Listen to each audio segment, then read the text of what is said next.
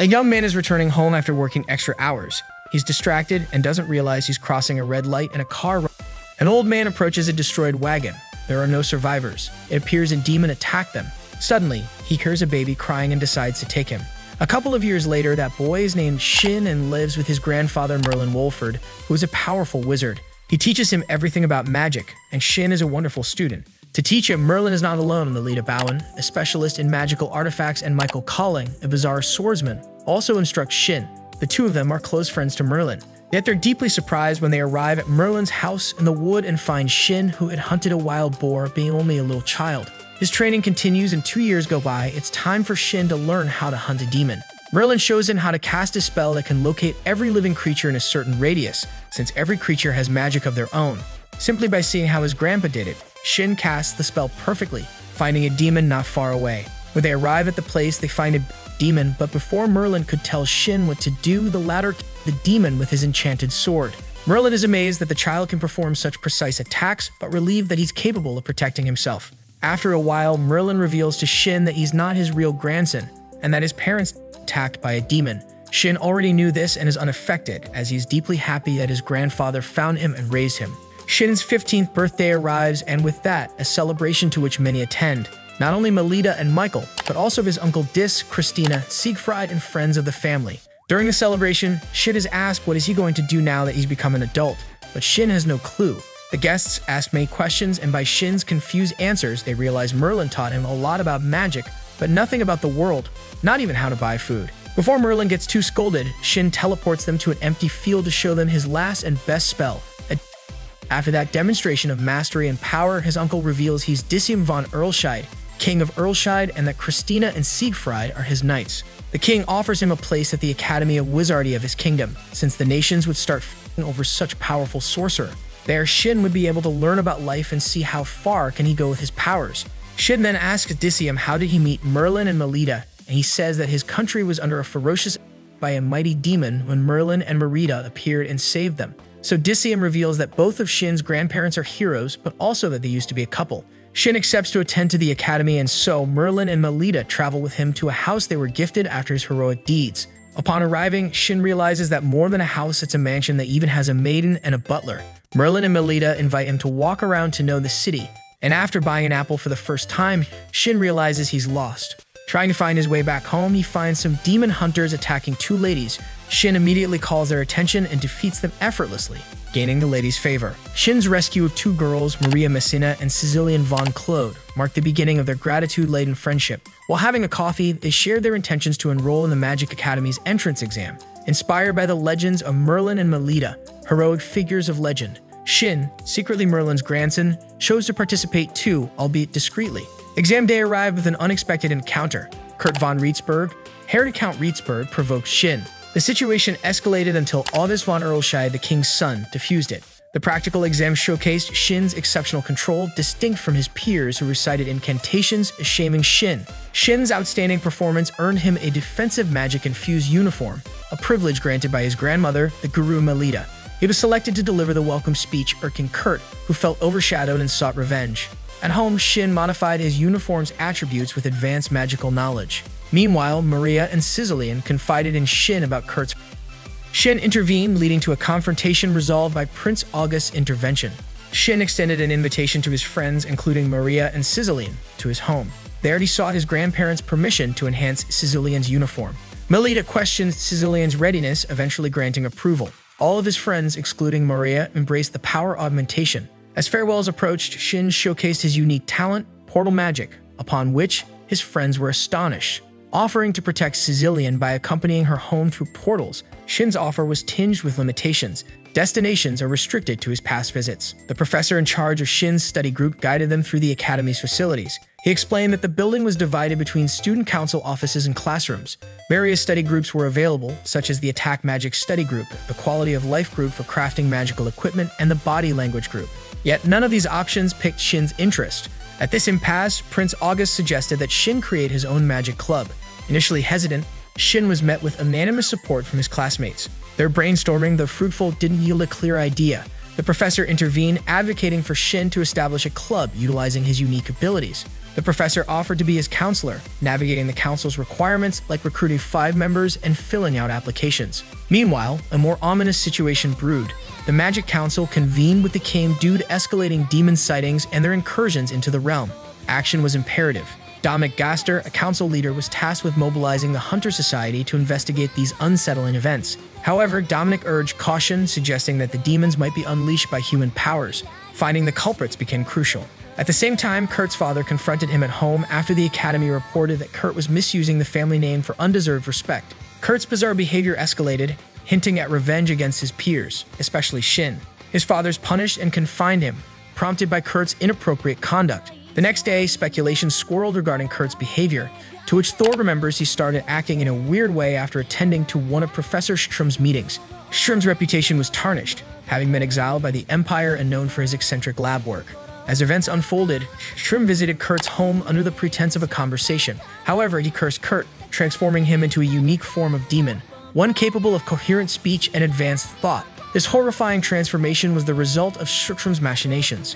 Kurt, consumed by hatred, embarked on a mission of vengeance against Shin, who had been a constant annoyance. Back at the academy, Shin shared his past experiences, from his childhood to his encounters with demonic beings. He explained the workings of magical detection and his confrontation with the demonic brown bear.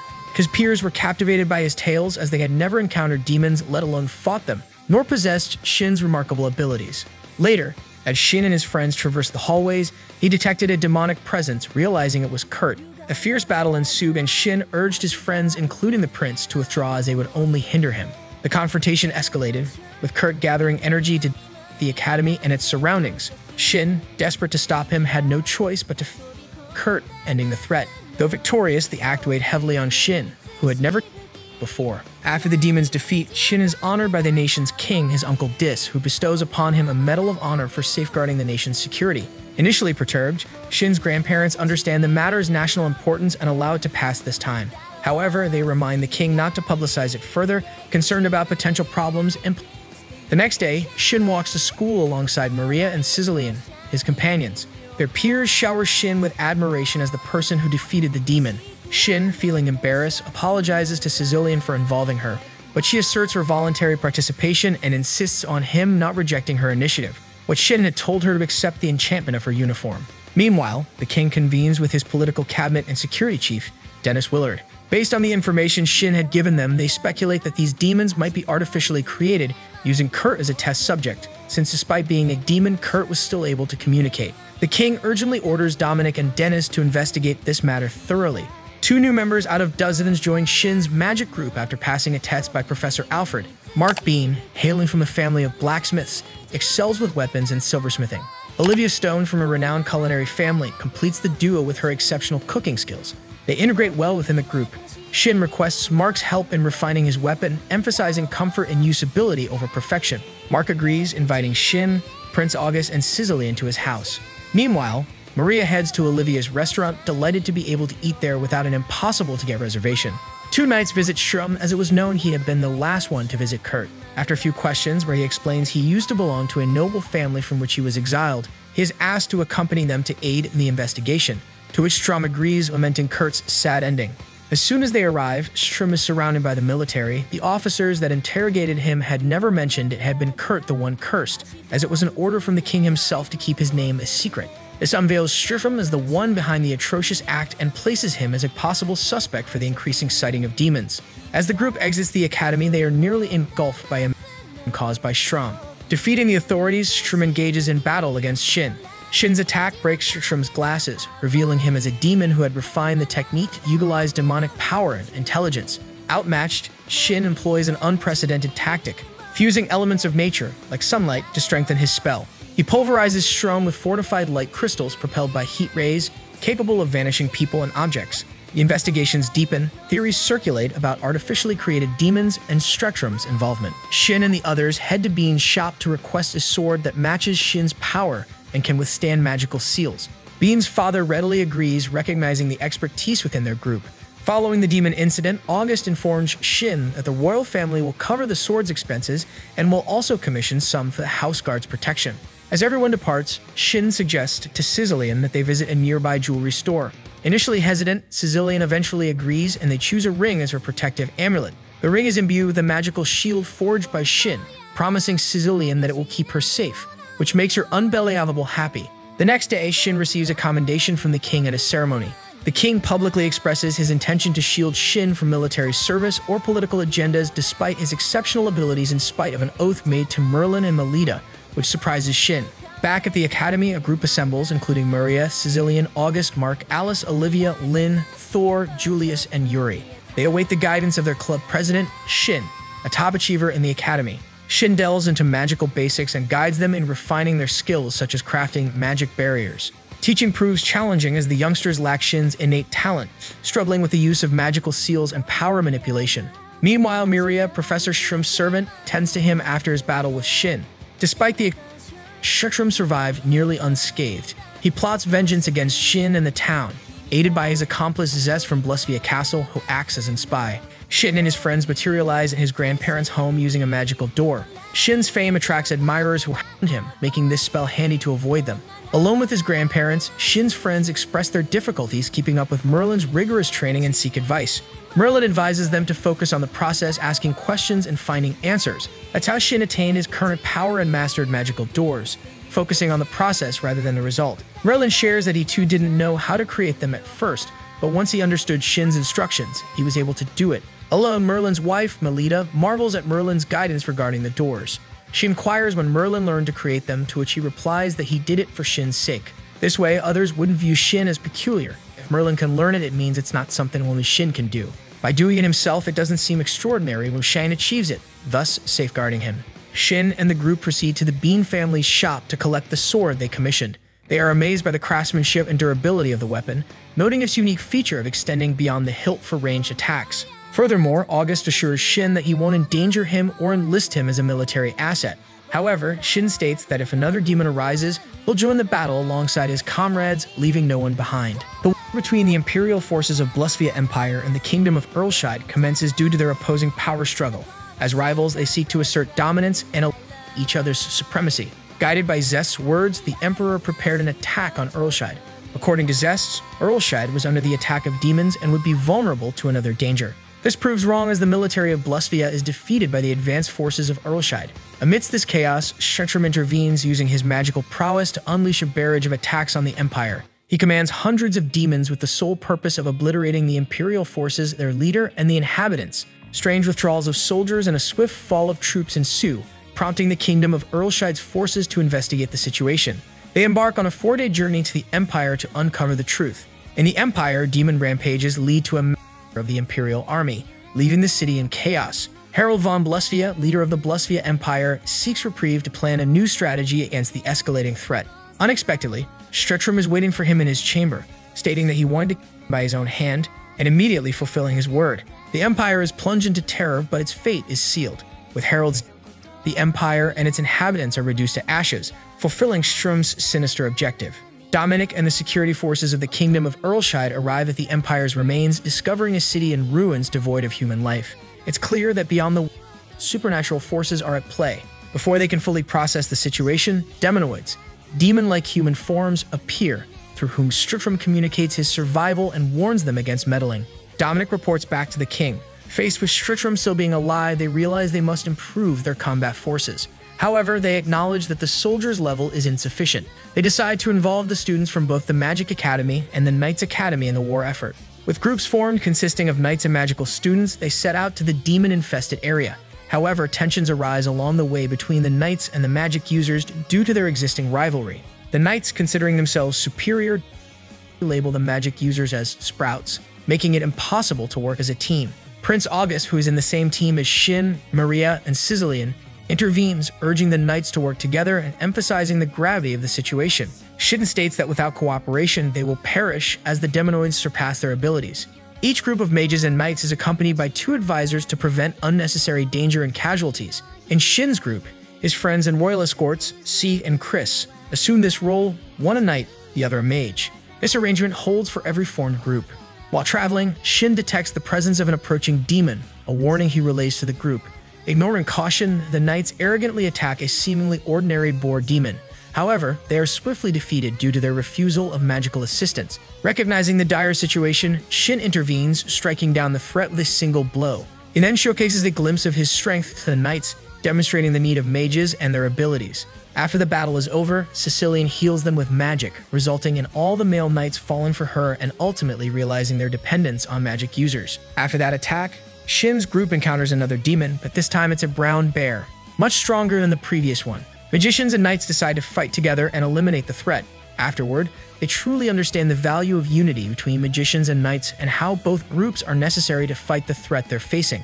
They are incredibly grateful to Shin and his team for teaching them the importance of working together. Seek is impressed by Prince August and the others' level of magic, but Shin explains that they are training under his guidance, learning much just as his grandfather taught him.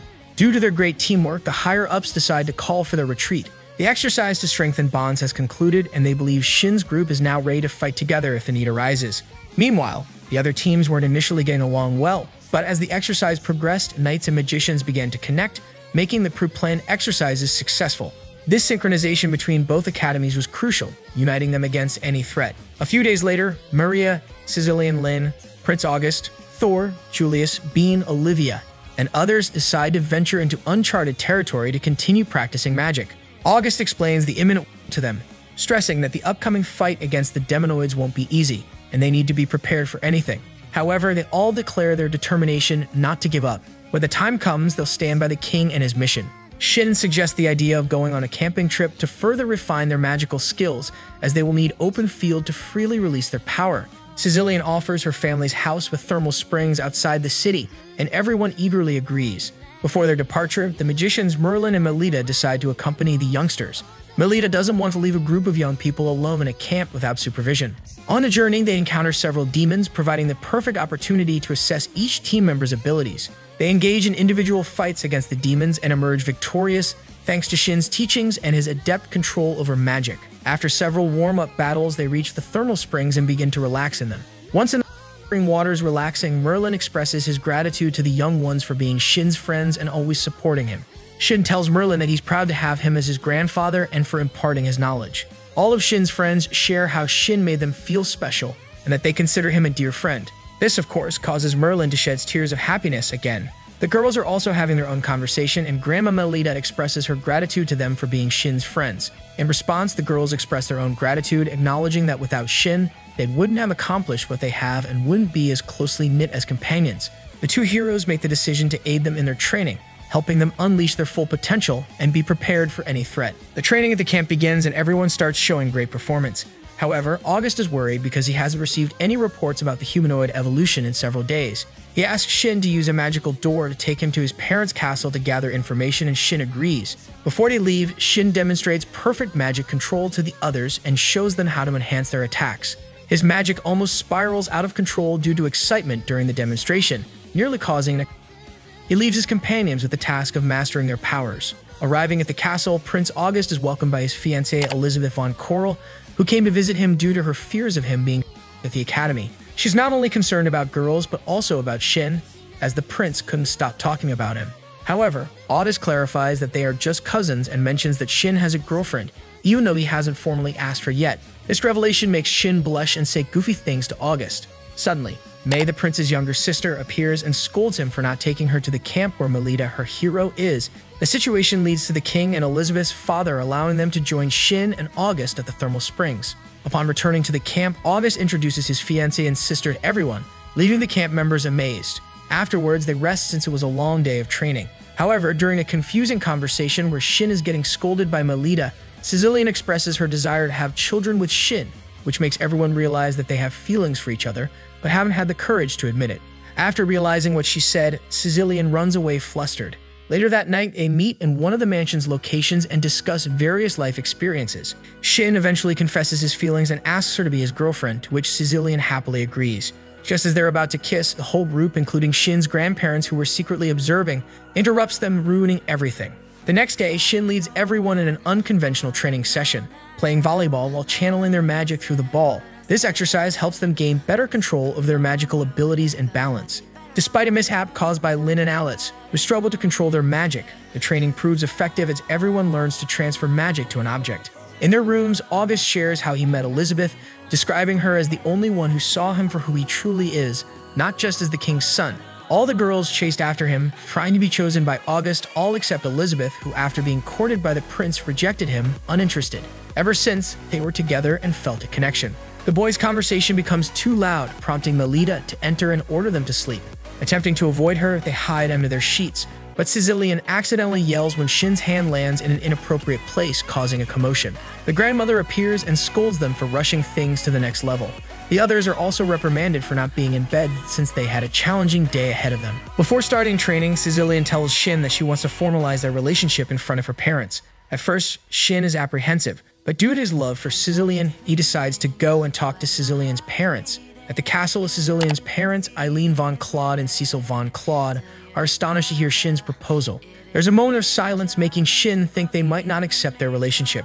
However, Eileen embraces him and congratulates him for choosing their daughter and sharing the desire to find a man who will protect her. Nevertheless, Sizilien's mother explains to Shin that since Sizilien holds a noble status, she can't date a boy, but rather has to be engaged, and therefore it's necessary to announce their wedding date as soon as possible to conform to royal standards. Shin happily agrees to these terms, and both Sizilien's parents accept Shin as Sizilien's fiancé. While this fairy tale unfolds in the Imperial Palace under Professor Strum's control, along with his accomplice Miria, they're planning their next strategy. The case they've managed to acquire in the Imperial capital is spreading across nations, favoring their cause. Back at the camp, Shin teaches his friends another magical attack, but this time it's not an offensive spell, it's a defensive one. He demonstrates how to transfer his magic to an object to make it levitate, also known as floating magic. After successfully transferring the magic to an object, he tries it on himself and it works. Now Shin has the ability to fly, leaving his companions completely astonished. After the magical display, Shin's grandparents ask him to take them to meet the Von Claude family, as they need to talk to them. They want to reveal the truth before Shin's relationship with Sizilien advances. In front of Sizilien's parents, Merlin and Melita explain that they are not Shin's biological grandparents. They want to ensure that the Von Claudes understand the situation and make sure they're not accepting Shin only because he's the grandson of the legendary heroes. Surprisingly, the Von Claudes have the opposite reaction. They chose Shin because they believe he truly loves Sizilien, and that's the kind of man they want for their daughter. With that point clarified, Shin tells his friends that it's time to put their skills to the test and go after a class as demon. They don their battle uniforms, which Shin has enhanced with healing magic, even though it's forbidden. However, given the circumstances, his grandparents have no objections and support their grandson's decision. Facing the beast, everyone applies their learned experiences and teamwork, and in a matter of seconds, they defeat the demon. This shows Shin that his friends are ready for combat. Days later, Sizilien and Shin's engagement celebration takes place, attended by many celebrities, including the king, who blesses the union, and various nobles and counts from the country, sealing the union of the hero and his future wife. Zest and Miria tell Professor Strum, whose real name is Olivera von Stradius, that the supplies in the villages attacked by the demons are running out, and the nobility continues to feast as if nothing is happening, while the commoners suffer due to the negligence of the wealthy, creating even more hatred and resentment. Olivera then informs his demons that their objectives have been achieved and those who wish to leave and do as they please are free to go. There's nothing tying them to the situation. After this, Miria starts wondering what led the professor to behave this way. Strum admits he never told her the story and proceeds to tell it. In the past, he wasn't a bad person. He was a gentle noble who took care of his villagers and workers, helping them in the crops and making sure they had decent lives. This made several workers and villagers to migrate to Olivera's county, each wanted to live a life of luxuries at the expenses of their people. The emperor sees this as a further threat, as Olivera could even become emperor one day if he continued on that path. For this reason, the emperor and the other nobles set a trap. He is invited to the capital, where the council convenes with the excuse of presenting his proposals and implementing them across the state. When Olivera receives the letter inviting him, his wife warns him that it could be dangerous, yet Olivera says he's powerful enough not to be by some nobles. However, hurting him was never the idea. It was all a smokescreen to spread rumors about him and his family, saying that the villagers and workers did not migrate to Olivera's county out of free will, but rather they were and sold as. This triggered the fury of the commoners who, fueled by Harold's lies, turned their hatred towards Olivera. They killed his pregnant wife, burned down his house, and all his memories. This experience made Olivera realize that both nobles and commoners are the same. Nobody cares about others more than themselves. This revelation fueled an uncontrollable rage within him, turning him into a demon. From that moment on, he sought revenge against all who had turned their backs on him. He initiated a sort of purge to create a new society that would only answer to his impulses. This is why he attacked the Imperial Palace and declared. As he succeeded in these endeavors, his thirst for vengeance grew and he aimed for more. Zest, Miria, and Lawrence, upon hearing the professor's story, understand the reason behind his desire for revenge. However, since Oliveira had achieved his initial goals, he needed new ones. Zest asked Lawrence to blend in with the deserting demons and lead them to attack a small village named Swede, bordering the Earlshide Kingdom. In doing so, Shin would appear and give his master a new objective: to destroy the village. Meanwhile, in the castle is the ceremony for August to become the heir prince of the von Earlshide family. During this, a guard interrupts, announcing that the neighboring village, Swede, is under attack by an overwhelming horde of demonoids. Panic ensues among the population, but Prince August takes the opportunity to offer hope. He assures his followers that he and the hero who saved everyone, Shin, will handle the situation and prevent it from spiraling out of control. He then lets Shin take the stage, knowing that if the people hear reassurance from him, it will hold more weight. However, before Shin speaks, August advises him to announce themselves as a group, as Maria, Sizilien, and their friends would be the ones defending the kingdom. During Shin's speech, an idea strikes him to name their group of magical friends. Unable to refer to them as students, he dubs them the Ultimate Magicians. The name resonates with everyone, except for August, who finds it hilarious. Gaining support from the attendees. Ready for action, the Ultimate Magicians take to the skies, heading towards the battle. The Ultimate Magicians, upon arriving at Swede, notice that the village is nearly in ruins. They decide to split into battle pairs, with Sizilien using her healing magic for the wounded, as there were already too many victims. The groups were as follows: Alice with Lynn, Olivia, and Ben protecting the medical unit, Maria with August, Julius with Thor, and Yuri with Tony. They all begin to face tough and challenging battles, but manage to overcome the difficulties by employing the techniques Shin taught them. However, the leader of the demonoids proves to be much stronger, giving Maria and August a hard time. This demonoid possesses a magical item that repels attacks, which he stole from Mage, making it a tough opponent to defeat, since this item is imbued with Shin's shields. Nevertheless, as the artifact requires concentration to work and project magic barriers, Maria and August perform a combined attack that breaks the focus of the demonoid, thus shattering the shield and finally killing him. Hiding in a ruined building, Lawrence observes Shin's every move from a distance, realizing that Shin operates on a different level and seems to have no discernible weaknesses. He decides to withdraw and informs Zest that Shin's abilities are beyond his comprehension, making it exceedingly difficult to defeat him.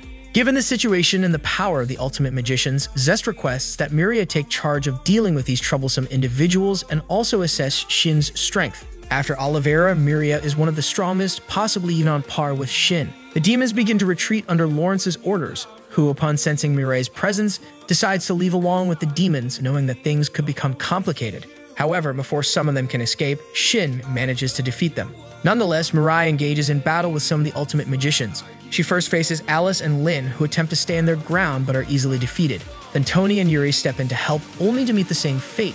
Just when all seems lost for them, Shin joins the fight. Despite struggling, he manages to challenge Mirai, surprising her with his ability to combine attack and defense seamlessly. This puts her in a tight spot as she gets wounded by Shin's sword, making her understand that the smallest mistake can cost her life. The rest of the Ultimate Magicians arrive to assist Shin, but in the blink of an eye, Miria escapes outnumbered. Lawrence appears and immobilizes the magical team with an attack of ice crystals, granting Mirai the chance to launch a powerful fire attack to Through combined efforts from August and Shin, they create a barrier to deflect the attack that could have.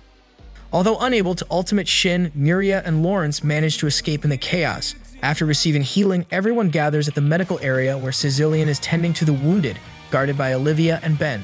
Shin inquires about the patients and learns that Sizilien has been doing her best to save them all. However, her magical energy is nearly depleted, and her last patient is on the brink of from severe injuries. In a desperate move, Shin touches Sizilien's shoulder and offers to help her. Through a magical transfer spell, he manages to revive the almost lifeless patient. Overwhelmed, Sizilien breaks down, regretting in the end she needed him to save the patient, feeling guilty for always needing him. Shin reassures her, saying that she has done more than enough. He encourages her to look around and see the lives she has saved and the gratitude people feel for her. Upon seeing this and people calling her saint, she feels better, knowing she was useful. Before the magicians depart, the prince proposes to the king of Swede that they form a united front to combat the demonoids. The aim is to collectively face this threat, preventing further devastation in their nations. The king agrees, sealing the agreement with a handshake. With recognition and gratitude, the Ultimate Magicians return to the kingdom of Earlshide. August explains the events to his father and gains approval to lead negotiations with the king of Swede for a united front and alliances. As the magicians prepare to depart for their next adventure, August also gains his father's consent to become the official royal negotiator with other nations. Meanwhile, Oliveira listens to his subordinates' reports and realizes a formidable rival has emerged. He acknowledges Shin and his group's efforts, instructing his subordinates to continue monitoring them and gather as much information as possible. He intends to strike without hesitation when the time is right. Loris and Zest, scared of their master, are nonetheless grateful to Shin as he has given Oliveira a new purpose. Before leaving, he asks Miria about news on his new experiment, to which Miria blushes and touches her belly, saying she will give him news as soon as she has some. Ready to set off, the ultimate magicians bid farewell to the king, Melida, and Merlin, embarking on a new path of adventures and protection for their nation. They are the defenders of the royalty, tasked with confronting any emerging threat as the new generation of guardians.